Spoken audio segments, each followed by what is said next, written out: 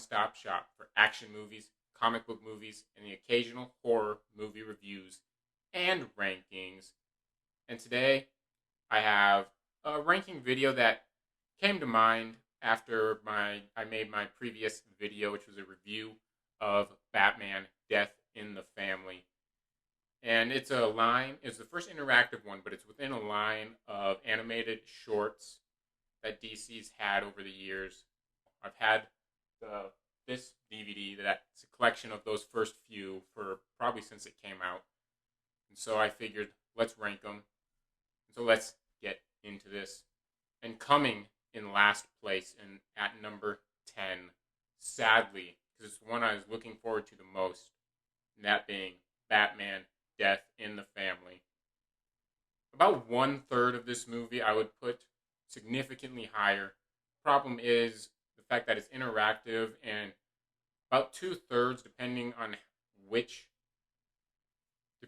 option you choose at that first prompt, about 2/3 of this is either a previously on segment of Under the Red Hood or an introduction to a movie that you don't get.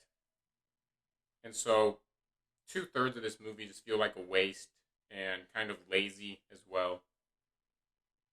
And so that's pretty much why it comes in last place, because it's the one I have the most negatives with.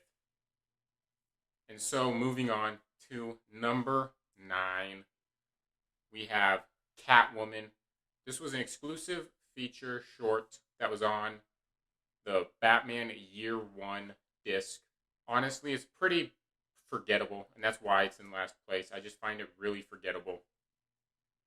It doesn't do anything bad. It actually shows a nice, gritty, dirty side of Gotham, but you also get that in the Batman Year 1 movie. And so if you want that, you can just watch that movie. This is a nice little side story with the Catwoman character, but there's nothing memorable about it. Number 8, I have Sergeant Rock. This one actually has a lot of fun in it. You know, they kind of have like this shade element to it. Well, they don't really call it that, but I think they allude to it because Frankenstein's known to be an agent of shade. And so you have like Frankenstein, you have vampire, you have werewolf, you have Sergeant Rock. And what kind of holds this back is mostly because it is forgettable for the most part. The actual storyline is forgettable. And I wish they would have made a short about the team rather than just a short about Sergeant Rock.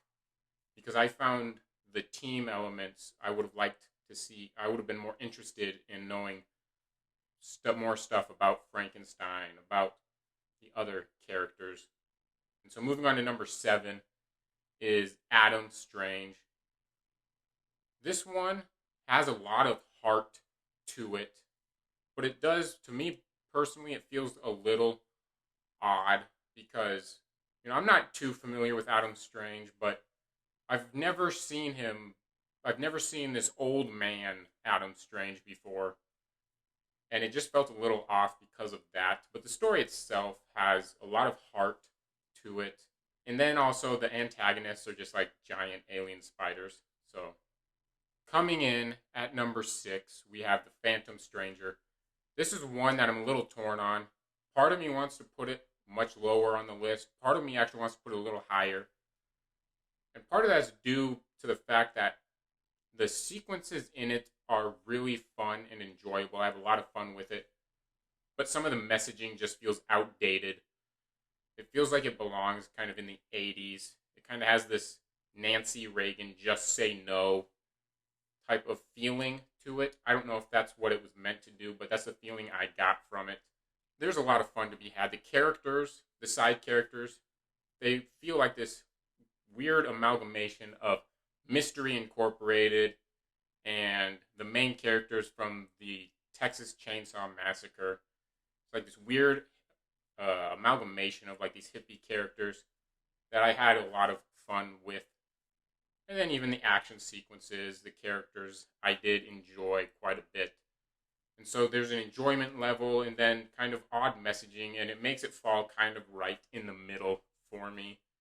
from this point forward, I'll probably be mostly positive on these because they're just harmless shorts that I have fun watching. At number 5, we have The Spectre. This, I believe, was the first one. I could be wrong there. But this one has a nice tone, a nice quality and fun elements about it. This short is going for a nice 70s Hollywood detective type of story and feeling to it with some supernatural elements thrown in.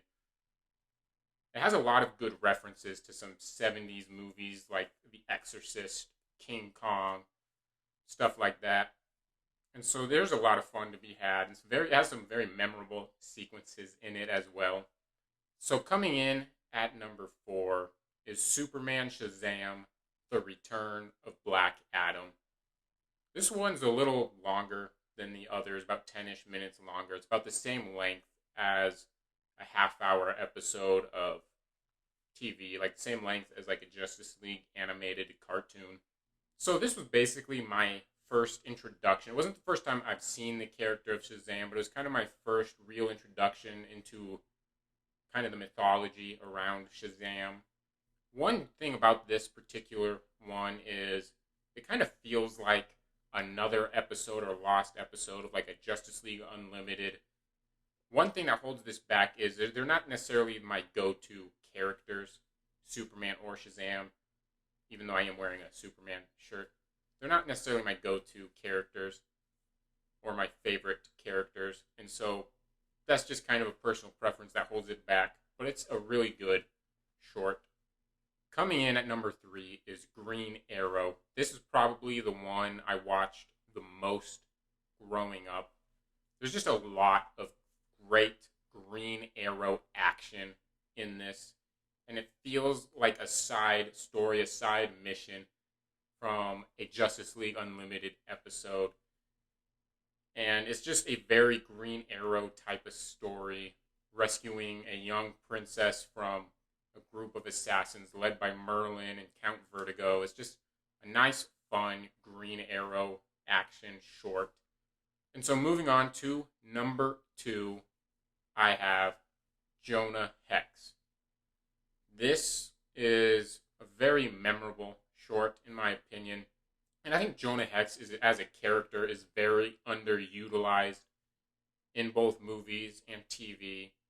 He did have a really bad live-action adaptation that probably soured some people's tastes, but I still think he's a very underutilized character.